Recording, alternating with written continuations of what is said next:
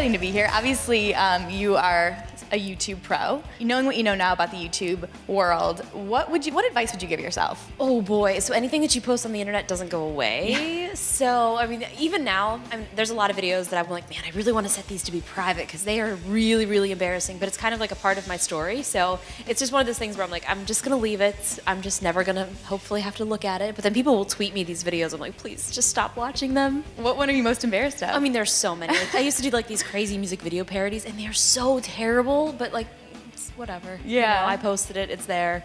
It happens. It happens. It's gotta be so crazy for you. You've been on YouTube for, it's almost 10 years now, right? Yeah, I think I started my channel in 2006, so it's been a really long time. Is it insane seeing how far it's come and the evolution of YouTube? How do you kind of describe that? It's really exciting because there's so many creators and it's just really cool to see people that are really passionate about, you know, all of these different things. Like there's creators that have knitting channels. I mean, there's people that have the gaming channels. I mean, it's crazy because there is sort of like a passion for pretty much anything, and there's a channel for that. So, you know, when I tell people, I'm like, there is an audience for everything. You just have to kind of find it.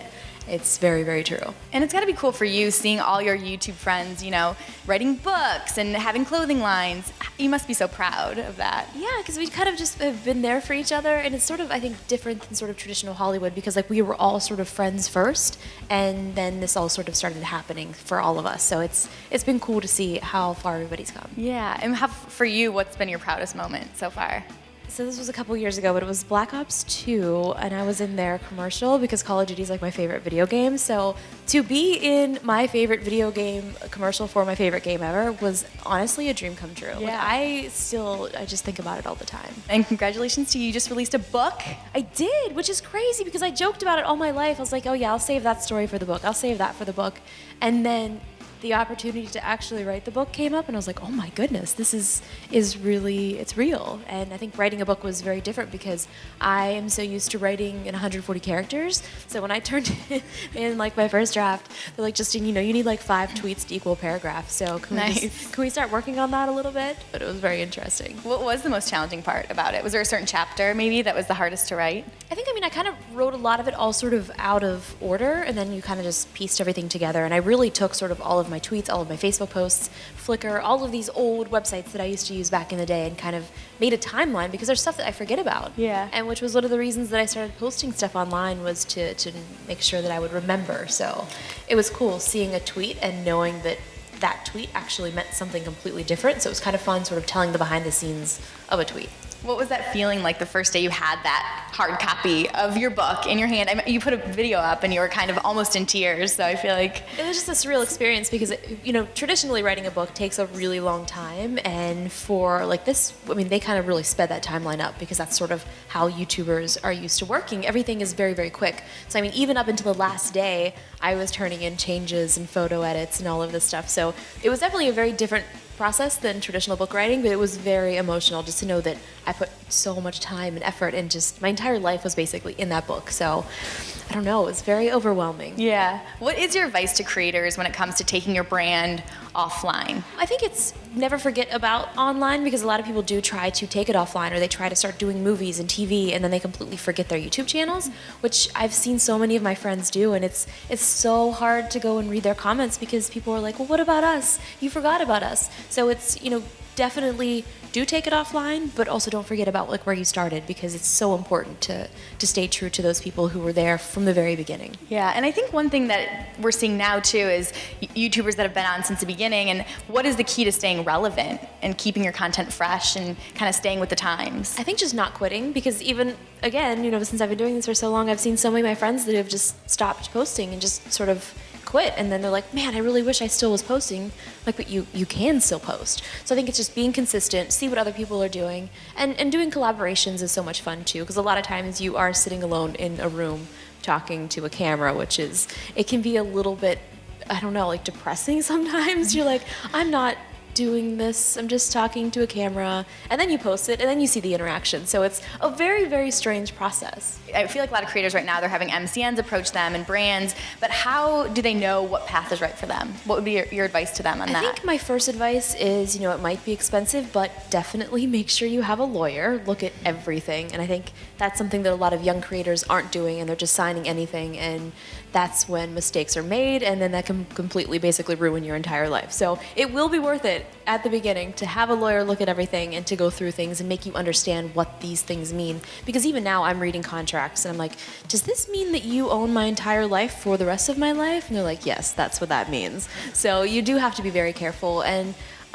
for me, you know, I waited a very long time to join an MCN because I thought until that point that I could not do this all myself, then that's the point that I know that I might need to have help. So, I mean, an MCN isn't 100% necessary, but it is good because you do have that support and people to help you when there's brand deals and things like that. So I think just be careful. I love seeing YouTubers use their platform to do good, and you've obviously done that. What is your advice to people on that and kind of finding maybe the right charity to partner with, or how important is that to you? I think it's very important, especially, you know, we have this power to help people and, you know, given that platform, and a lot of kids now, they want to help and they want to do things. So to be able to give them that platform and give them that option of things that they can do to help, it's really incredible. Obviously, you just released a book. You're very busy. Do you sleep often? I don't, you know, this whole time change, I was like, this is great. I was hoping that my clock actually changed itself on my phone, so I woke up and texted my mom. I was like, what time is it? Yeah. She's like, you're good, you're good. You just produced an amazing documentary, Lizzy Velasquez story. Talk to me about being a part of that and you know, kind of where you saw yourself fitting in with that movie. So my friend Lizzie, she has this rare syndrome where she's unable to gain weight, and she's only one of 3 people in the world that have this. And so she found this YouTube video years and years ago that called her the world's ugliest woman. And for her, she, you know, I mean, for anyone, that's like the most terrible thing that you could ever find. It had millions and millions of views, hate comments, people saying that she should never have been born, she should have been killed with fire, like the most terrible things that you could ever see. This poor girl had to read this, and her dad saw the video, and in the film, the documentary, he says to her, he's like, you know, you have to forgive this person. And that was just such a powerful moment for me, and in the film, and hearing Lizzie say that's what her dad said that you have to do. So from that, she's now, you know, one of the top-rated TED speakers. She's a motivational speaker. She has 3 books, and now this amazing documentary, which has won 7 awards. And it was just amazing to be able to work with her on that and help her tell her story and just really get the word out there about bullying. And I mean, it happens to everyone. And for this poor girl, I mean, this is her entire life. And to be able to have this documentary, to be able to see her family and how it affects not just her, but everybody around her, it was just an amazing project to be able to work on. That's great. Do you see yourself doing more producing of films in the future? I think so. Yeah, I mean, I do have a few movie ideas, which a friend and I are working on too, so I'm very excited about it. And it's crazy because the cost to do things has significantly decreased. You know, back then you would need tons and tons of money to make a movie, which, yes, you still do. But if you have talented, passionate people that this is something that they want to do for fun, you're able to do absolutely anything, which is how we all got started doing YouTube in the first place. So what's next for you? What are you working on right now? What can you kind of tell us about? Yeah, I mean, there's a lot of fun stuff coming on, but right now my sister and I are working on a fun show for HLN, actually. It's like a tech sort of travel series. So it'll be really cool because I love working with my sister, and we both really love technology and that kind of stuff, so it's going to be really, really fun. Where are you traveling to? We're not sure yet. We're still working on that. We don't have a big budget, so we're not traveling too far, but it'll be really cool. But it's mostly going to be focusing on technology and how that kind of impacts sort of the world, so it'll be really cool. When can we expect to see?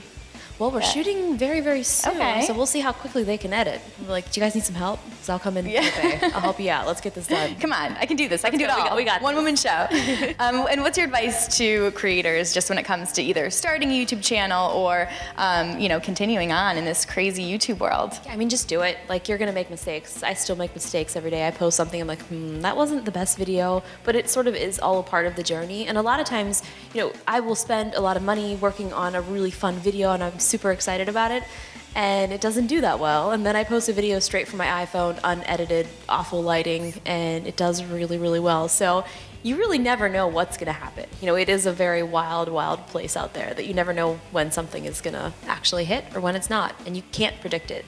You know, everyone thinks that we know 100% what we're doing. The secret is we don't, so we just don't quit. Thank you, iJustine. Thank you so much. It was good to see you. You too. Yay.